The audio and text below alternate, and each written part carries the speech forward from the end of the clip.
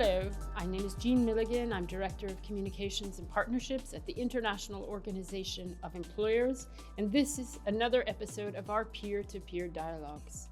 Today I'm talking to Douglas Opio, the CEO of the Federation of Uganda Employers, and we're looking at child labor and the eradication of child labor and the support and the role of employers' organizations in this effort.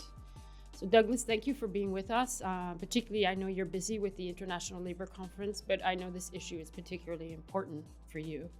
So the numbers say the bad news: 160 million children, 63 million girls, and 97 million boys engaged in child labor. How can we change this? How are we reversing it? And what is the state of child labor in your country, Uganda? Yeah, thank you so much, Jean. And it's a great pleasure to be having this conversation, especially during this time when it has become even a much more serious challenge in the case of Uganda. So in Uganda, following COVID-19, the situation has become even much more problematic. So we have had child labor increasing significantly. Now 6.2 million children are engaged in child labor. And it's even more serious among children who are between 5 and 17 years. Up to 40% of them are involved in child labor. So it's important to have this kind of conversation to chart a way forward. And why COVID? What happened during COVID that saw the numbers rise so dramatically?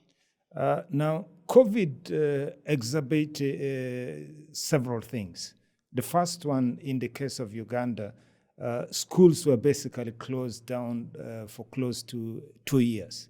So as a result, dropout rates increased, and families were struggling a lot to survive. So as a result, a lot of children were engaged in child labor. Secondly, the issue of business disruptions. Significant business disruptions, lots of companies closing down. So that meant a number of parents lost their jobs, and as a result, poverty increased. And usually, in situation of poverty, people tend to rely on their children to bring in additional income. So that created a significant problem for us. And also, thirdly, a lot of people had to move into the informal sector. And as you already know, informality tends to be a good breeding ground for child labor. Most companies essentially don't involve in child labor, but in the informal economy, there is a high number of children who are engaged. And what sectors are you seeing are where the children are employed the most? What are the sectors in your country? In my country, it's mostly in agriculture, and you see it a lot with outgrowers. So a lot of outgrowers in the tea, in the coffee, even in the sugarcane, they use a lot of children. We also see it in areas where there is a lot of informality, like mining and quarrying.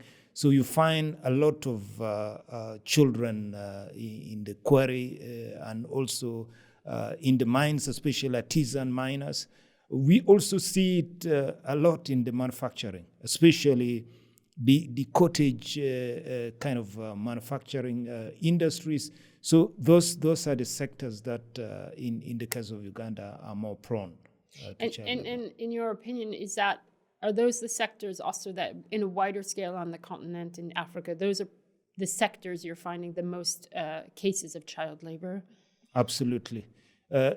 Generally, most African economies are predominantly relying on agriculture.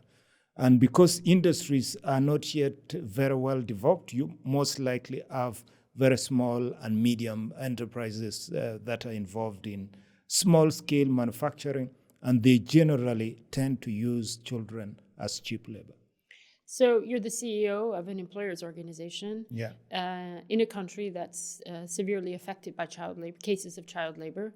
I'd be curious to know what you as an employers organization are doing, and then how you're working with the government to tackle this issue. Thank you so much. So in Uganda, we are working a lot with the companies. First of all, we have adopted an approach where we are signing memorandum of understanding with companies so that we are clear with what to do. And we are trying to engage companies to be involved in child labor issues beyond their workplaces, because usually companies are not tolerating child labor, but quite often in the communities there's child labor. So we sit down with the companies and draw up a plan to engage with them beyond their operations. We have also been engaging companies to support education. So we have seen a number of companies supporting our education initiatives, providing scholastic materials, in some cases even establishing their own schools so that the communities can be able to access education. We have also worked with the companies to address the issue of providing decent employment opportunities, engaging the government to create an enabling business environment so that companies can create more decent jobs. So this so far has been working. The government has generally been positive and responsive to issues of the business environment that we are raising. And on the side of the government, we have worked with the government as a tripartite, but also bringing in other players, so basically tripartite plus. And in the case of Uganda, following COVID-19, we developed now a new national action plan, the second national action plan on the elimination of child labor.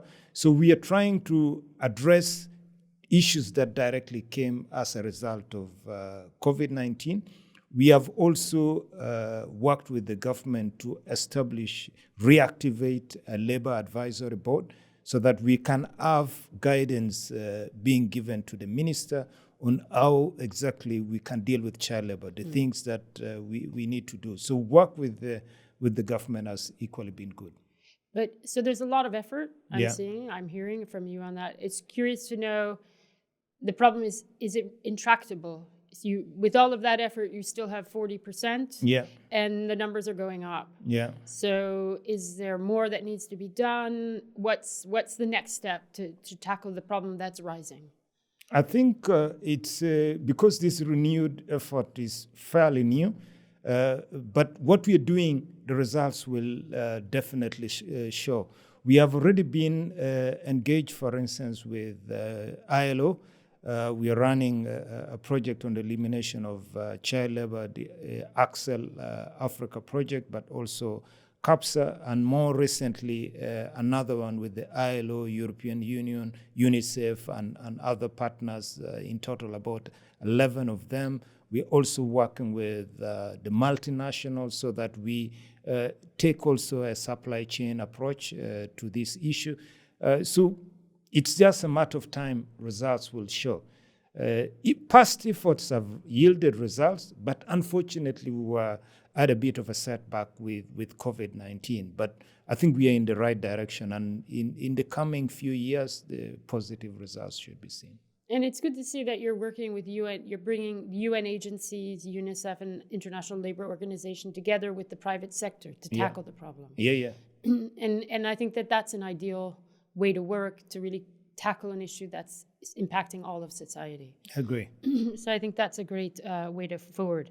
And can you tell me what would be your recommendation if you want to scale up this project? You want to take what's happening in Uganda and how you're tackling it and scale it up on a regional way. What are the pathways that you would see that happening? Yeah, first of all is to adopt the approach which we have already embraced, is the multi-stakeholder approach. Because it's practically impossible for any single stakeholder to deal with the issue of child labor. So a multi-stakeholder approach is extremely important. So creating a national mechanism to deal with issues of child labor. Secondly, a clear action plan with roles well defined would be useful in addressing issues of of child labor. And then, of course, you need to tackle child labor not only as a labor issue, but also as a broader business environment issue. So quite often, it's seen as an issue for the ministry responsible for labor, but the interventions should be broader, especially if you're going to deal with root causes, issues like poverty, issues like the business environment. You need to bring, for instance, the ministries responsible for finance and other key government agencies on board. So trying to deal with the issue, but also bringing on board other stakeholders. The issue of education, making education more accessible, because if children are able to go to school, then there's a less likelihood that they would be involved in child labor. And I think it's key, the question or the issue, what you've raised is the root causes. Addressing the root causes. Poverty, and particularly poverty, really. Sure. So I think that's, and using a multi-stakeholder approach to address it. And how we're, that's a great, it sounds good. But you're wondering, is this achievable? Is it really achievable? Do you see steps on how that can be achieved? Do you have dates or times or how is that going way forward? Based upon also, we know that the ILO was the meeting in Durban, and there was the Durban Declaration related to the elimination of child labor. How far have we advanced on that? So practical steps to scale up, and then also how have we advancing the Durban Declaration? And unfortunately, following the Durban Declaration, of course, we have had a huge setback, as I've already earlier pointed out with it, COVID-19. So that means the target we had set for ourselves of 2025 is definitely unrealistic. But within the course of the SDG, which is we are looking at 2030 now, I think it should be feasible for us to achieve these targets, or at least to significantly bring down the numbers. So I think the area where we need to do a little better, including in Uganda, is generating sufficient evidence so that we are able to track and report more accurately. And then, of course, we can measure our progress towards the target. So I think what we're already doing, like in the case of Uganda, having a clear national action plan, which has been developed by all stakeholders working together, is good enough to move us towards this goal. You talked about, which is interesting, that it's not just a labor problem, that it's also a business environment issue. And I think I'd like you to develop that a little more. Yes. How is that? It's not just about applying law, but there's a broader issue there. If you could expand on that for me. The reality of the matter is that companies, formal companies, create decent jobs. So if you're able to have decent employment for adults, then you're more likely to have these adults sending their children to school. So a decent job, adequate social protection, these things are critical to dealing with child labor. So if you create an environment which is good, of course you promote business growth. And when you promote business growth, more people come into formal employment. The challenge is that when you don't deal with the business environment issues, for instance, just an example, business registration. If people are not able to register businesses easily, they tend to operate informally. And basically operating informally means that they don't follow the rules.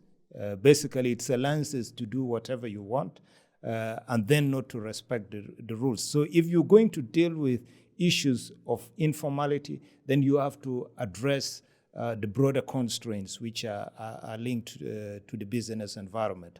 And then, of course, businesses need to be supported. For instance, access to finance.